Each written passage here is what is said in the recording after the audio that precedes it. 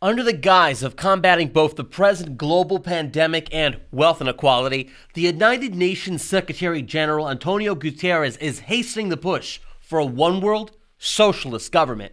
I'm Christian Gomez, and you're watching JBS Straight Talk.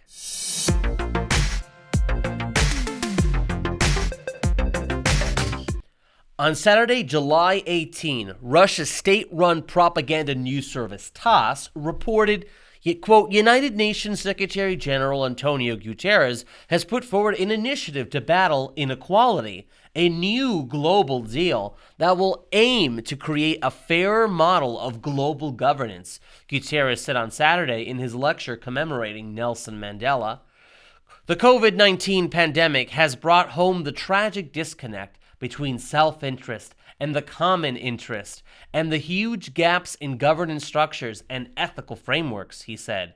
To close these gaps and to make the new social contract possible, we need a new global deal to ensure that power, wealth, and opportunities are shared more broadly and fairly at the international level, Guterres stressed.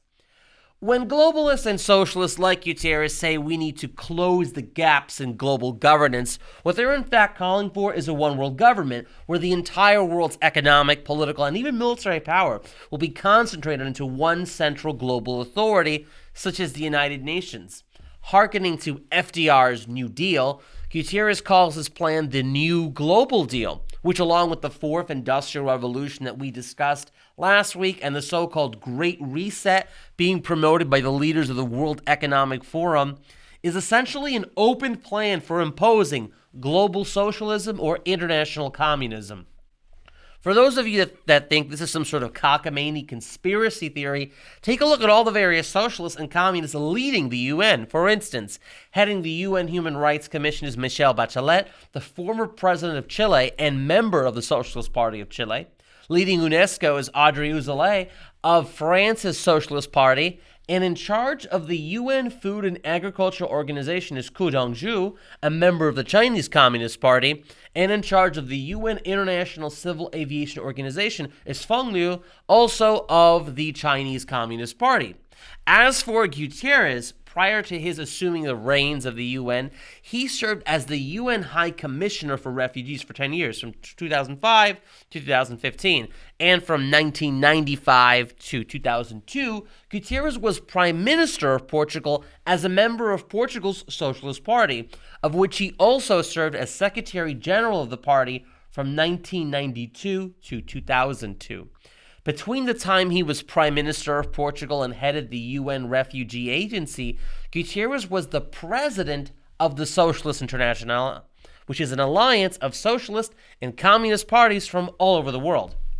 In fact, upon the news of his appointment as UN Secretary General, Jerónimo de Sousa, the General Secretary of the Communist Party of Portugal, jubilantly congratulated Guterres for landing the job. And, despite their perceived outward differences, all socialists and communists look to Karl Marx as their ideological father.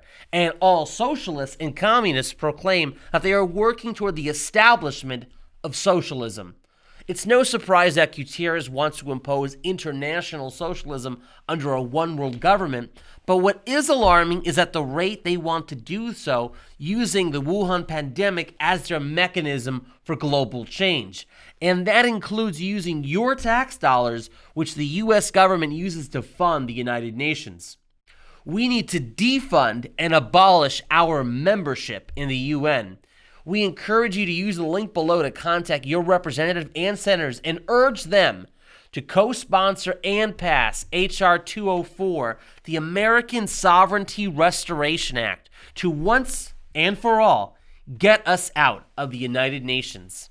Until next week, stay informed and God bless.